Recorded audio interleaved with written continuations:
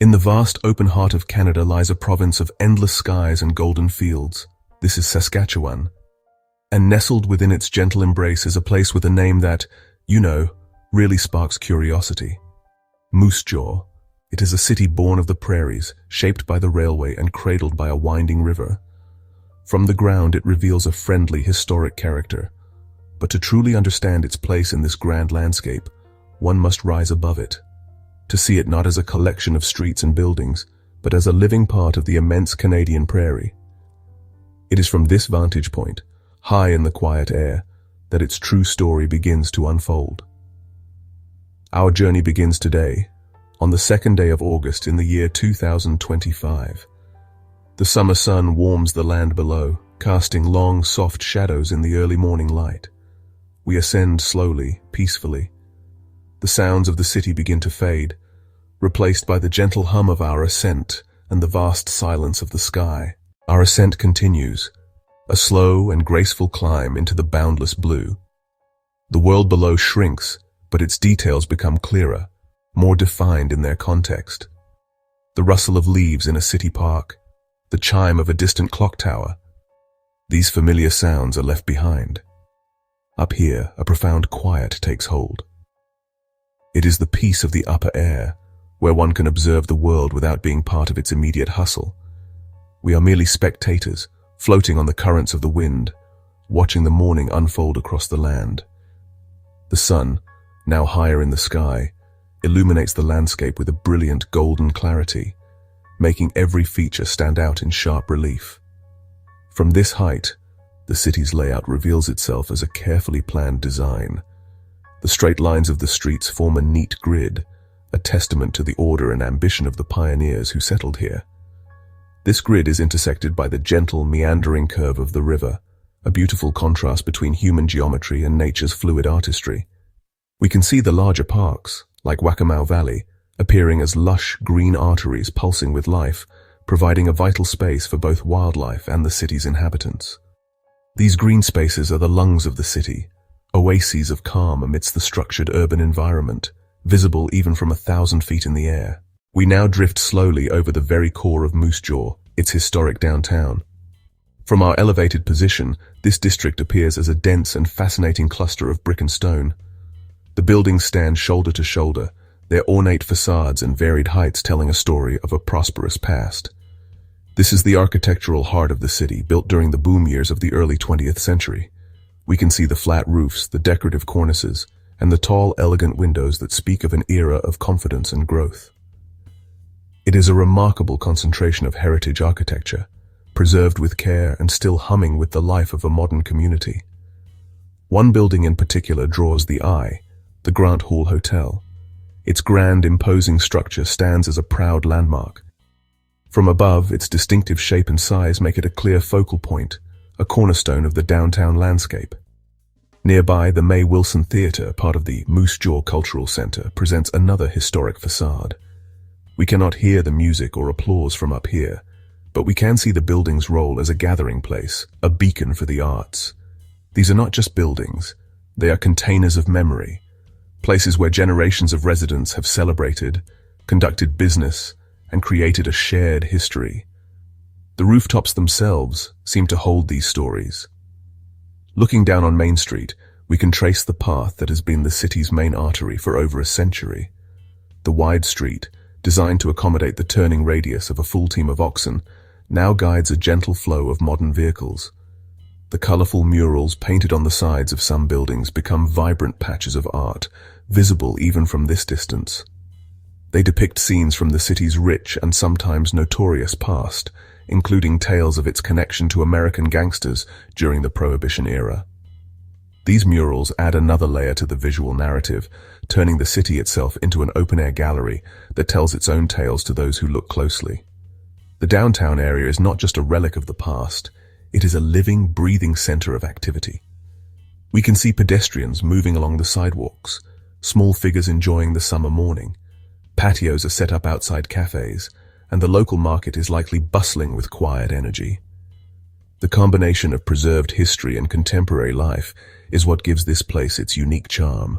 Our flight path now follows the graceful, meandering course of the Moose Jaw River. From our aerial perspective, the river is a shimmering silver-green ribbon, carving its way through the landscape with patient, relentless force. It is the city's most significant natural feature, the very reason for its existence. The river does not flow in a straight line. It twists and turns, creating gentle oxbows and wide, sweeping curves. This serpentine path is a testament to the power of water over time, a geological signature written upon the face of the prairies. It is a line of life, its banks lush with trees and vegetation that stand in stark contrast to the open plains. The river valley, known as Waccamaw Valley, is a sprawling urban park, a sanctuary of nature that extends for miles. As we float above it, we can see the extensive network of walking trails, small bridges, and picnic areas nestled among the trees. These are the spaces where the people of Moose Jaw connect with the natural world.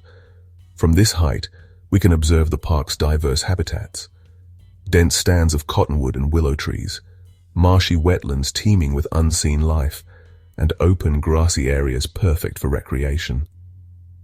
It is a vital green corridor, providing clean air, a home for countless species, and a place of peace for the city's inhabitants.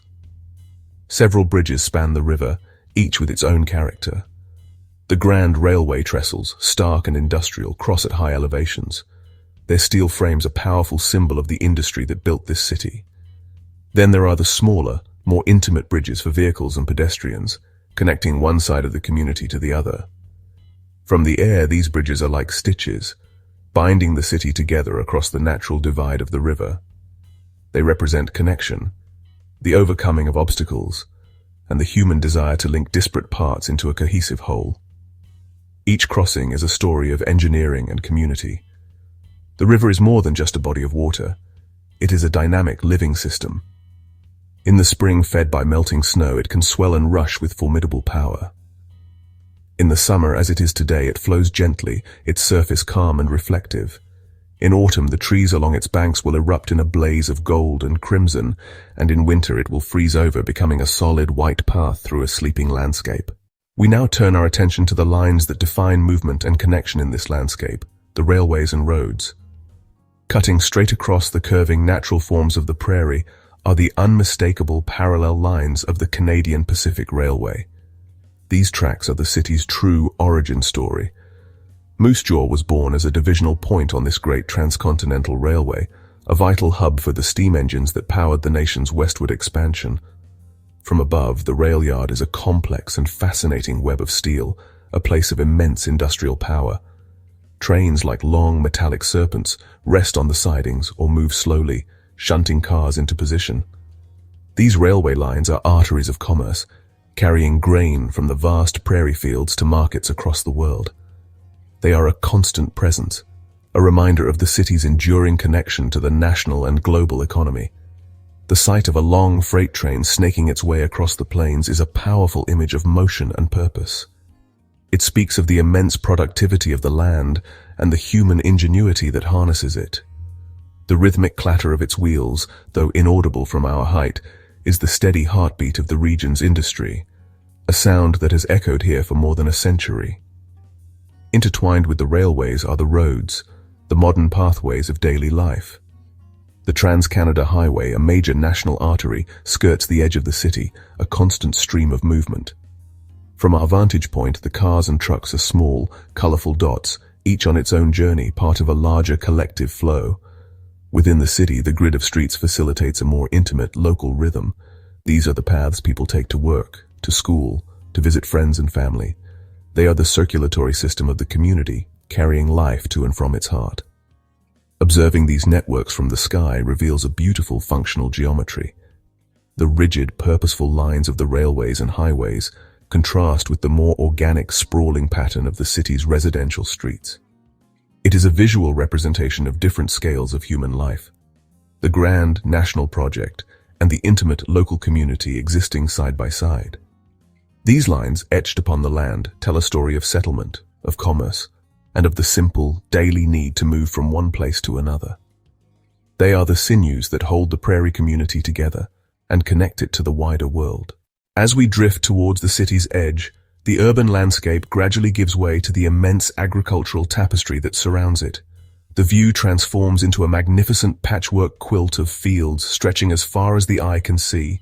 Each patch is a different size, a different shape, and a different shade of green or gold, depending on the crop and its stage of growth. Canola fields in full bloom might appear as brilliant splashes of yellow. Fields of wheat and barley ripening under the August sun are a sea of soft gold.